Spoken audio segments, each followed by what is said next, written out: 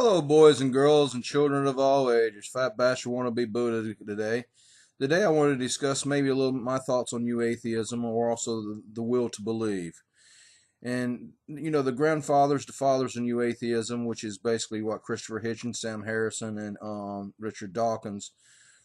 Christopher Hitchens is actually one of my favorite folks. As a young child. Hitchens, Gore Vidal, and Noam Chomsky was the closest things I had to friends throughout my teenage years. These were the individuals that I read constantly and watched C-SPANs or every broadcast I possibly could in which they happened to appear on. And I personally have almost every one of the books these individuals have written. Or I did at one time. I unfortunately got rid of a lot of my books. So I did at one time pretty much have everything they've written. And Christopher Hitchens, had strayed from the path for a long, sort of in the 90s itself, for a multitude of reasons of falling out with certain aspects of the left and liberalism. And I think he made a mistake personally in which he judged, Sidney Blumenthal was not liberalism. No, Bill Clinton was not liberalism, and he made an error in judgment in believing that all those puppets that were defending that administration were part of the left. And he also probably had some personal animosities to people like Alexander Coburn. But unfortunately, Christopher Hitchens completely bought in when, the Islamists attacked his friend Salman Rushdie with a fiat, and no one came to Rushdie's defense. He had a legitimate case on that, but he overstretched it and believed that there was a clash of civilizations and that Western world was fundamentally at war with Islam, which should not be the case. And he was mistaken on that. And I, like Gore Vidal, had great hopes that maybe, much like acne, this would pass and it would clear up. But unfortunately, Hitchens died, and he turned a lot of his animosity, in my opinion, to fighting the grave itself. He misdirected it towards, his animosity to those individuals who believed. I don't believe. I never believed. Never believed in anything. I don't fundamentally believe in God's government, society, myself.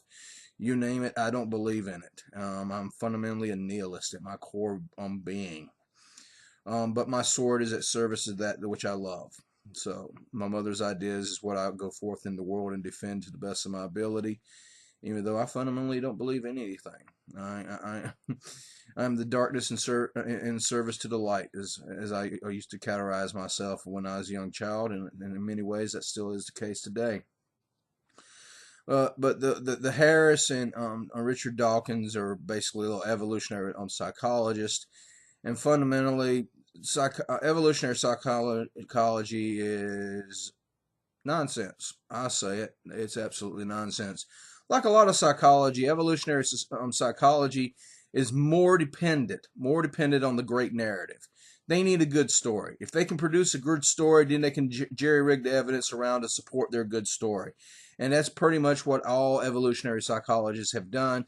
Sadly, that's a good state of affairs and basically the nature of psychology. But there are some hardcore psychology that can be done. But evolutionary psychology is basically evidence in search, a narrative in search of evidence. They go pretty much find a good story they want to tell individuals, and then they go forth and look for evidence. And surprise, surprise, when you go look for evidence, you can find stuff.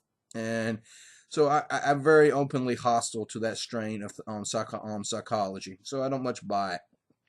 But new atheism, this discussion about atheism arose twice in my recently in my interchange with individuals this week. One was in reference to William James and the will to believe, and certain individuals were saying that you can be agnostic, and I fundamentally believe that you cannot be agnostic, that you either believe or you do not believe. And what actions you take in life dictate this. If you go to church regularly, or you go to synagogue or mosque or whatever, or temple or whatever it is, and you practice the basic beliefs of a dogma, you are a follower and believer of that dogma. And even though you say, I do this just because I keep up with parents, no. You're a believer of that faith, otherwise your actions would not entail that. By the same token, if you do not do these things, if you do not obey the basic rituals and beliefs of a certain dogma, attend their services and so forth, and you just go through life without this, you do not believe.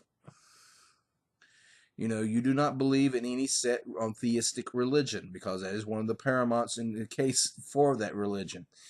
And by and large, one of the founders of Home Depot just recently should have got himself ostracized from the Catholic Church because he violated a tenet, that the infallibility of the Pope, which shows you that he doesn't fundamentally believe his Catholic preachings, his Catholic teachings, because the Pope in Catholicism is infallible. It is the Word of God. So if you find error with what the Pope is saying, you are finding error with what God says. Do I believe this? No! I'm an atheist! I can get away with this! It's one of the great benefits of being an atheist. But there is a lot of open hostility between these two branches of thing, and this is more between atheism and religious. Especially Christianity and atheism in the American. It is probably a lot worse in regions in which the dominant religion is Islam or Hindu or Buddhism, because Hindus and Buddhists don't get along in certain areas, and Muslims and Hindus don't get along in certain areas, and Buddhists and Muslims don't get along in certain areas. It's not just in the West, in this clash of civilization. It's the religion itself has a lot of nasty side effects by those adherents who want to keep each individuals estranged from one another and not expand empathy towards all groups. And hopefully that's what we're heading towards as a species. But we got to work this way out with some of these little narratives and ideologies that we're carrying with us. But anyway, I find it curious with the rise of new atheism, this more militant strain of atheism, and truthfully, I don't see it having much traction. And a lot of people that I talk to say that this is a great movement or a horrific movement, and it's on the rise. And I don't see it. I just sort of see it as a way for certain individuals in the community to get themselves paid and get nice little speaking tours and so forth. I don't see they're a fundamental threat to anything. I think fundamentalism of any stripe is a dire threat to society. But fundamental atheism isn't on the rise any more than fundamental Shintoism in Wisconsin is on the rise. I doubt very seriously if there's a problem with a lot of Shinto Buddhists in Wisconsin, who are very militarized. I don't think this is a problem in the West. The West is facing some crises that are more economic in nature, and some of these ideologies are going to come to the forefront in order to keep each other fighting amongst themselves, and that's the whole design of it. I do wish I was different. I do wish I did believe in something. But fortunately or unfortunately, as the case may be, I do not. It does offer me a great insight in the world, I think, but it also makes me very estranged from the world in a lot of ways, because I can't, believe fundamentally in this new strain of atheism, or fundamentally in the birth and resurrection of a deity. So life is weird sometimes. That's my thought. Hope somebody got something out of it. Thank you very much. Fat Bastard Wannabe Buddha. Have a good day.